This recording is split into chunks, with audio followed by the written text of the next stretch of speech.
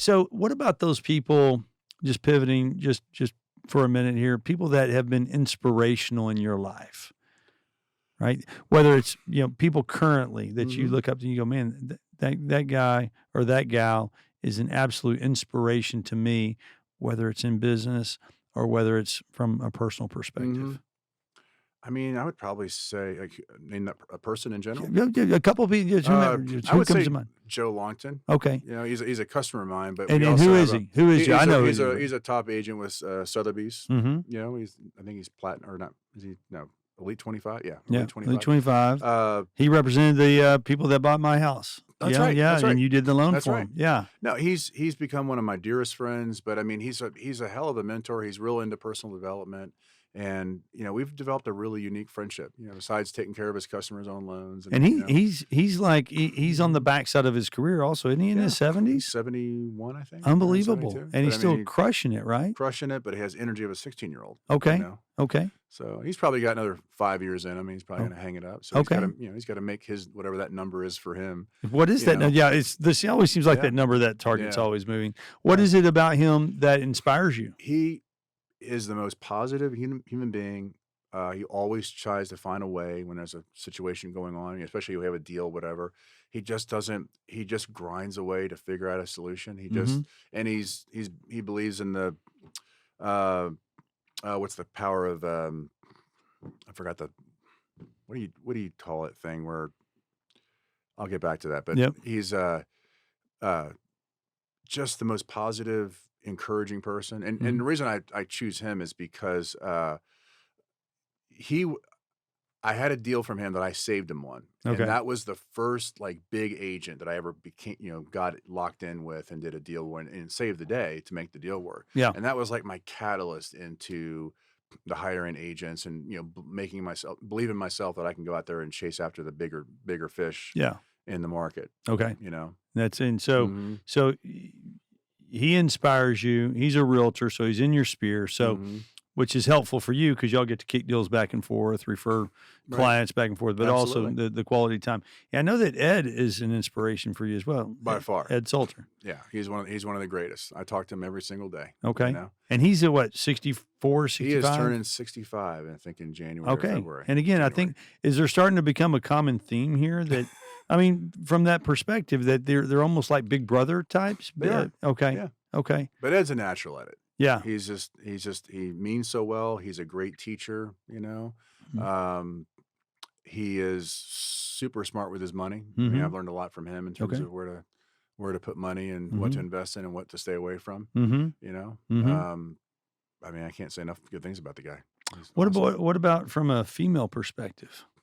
Would you consider what did you learn from your ex-wife Melissa from a business perspective?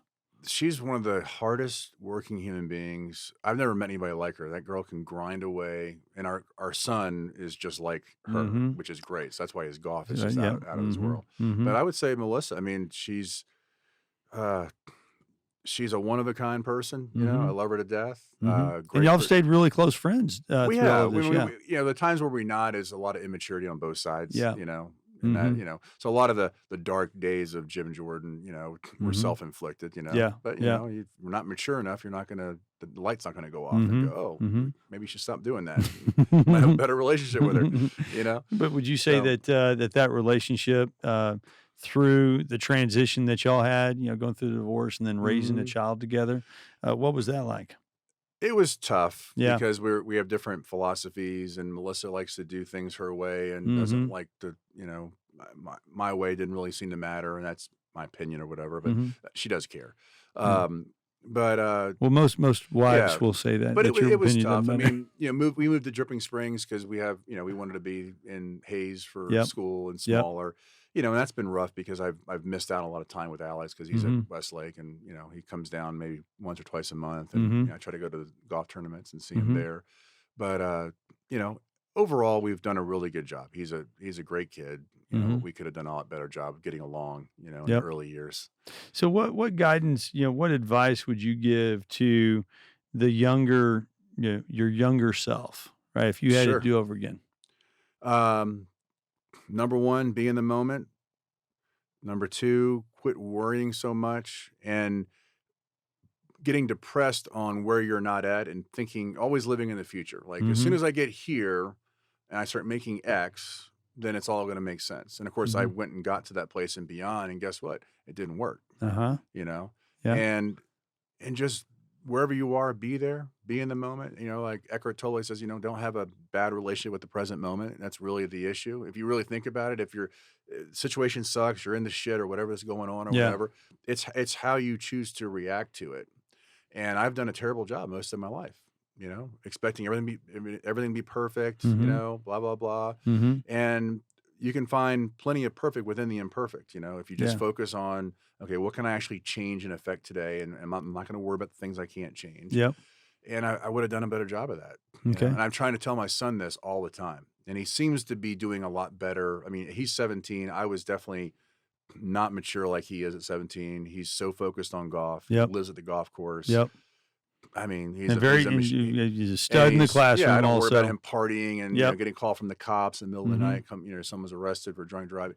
I mean, none of that. Mhm. And part of it is I shared so much about my crazy stuff Mhm. that it kind of helped him go, Because y'all okay, have a really open we do. relationship and conversation. Like, I feel like from what I can understand, from what I see, he could tell you anything. I'm telling you, anybody who has kids that are young, you should be talking to them, and whatever you're thinking about, you should just openly talk about it with the with your kid in terms Mhm. of, look, there's all these pills. They're Mhm. all in parties. Your best friend's going to be high as a kite on that one. There's one left. And guess what? Mhm. That one left in the pocket is the one that kills you. It's the one that has You know, the I think fentanyl you in it. literally Yeah. have to tell this is how the world is. I mean, Yeah. I'm worried sick because of Ella Grace, because of like Instagram and all this stuff and all the Mhm. stuff you hear about, these girls that are, depressed because they start looking at like anorexic women Yep. and or much thinner, and I don't look like that. And, Mhm. I'm worried sick about that. But the way I'm going to combat it is I'm going to actually show her the shit.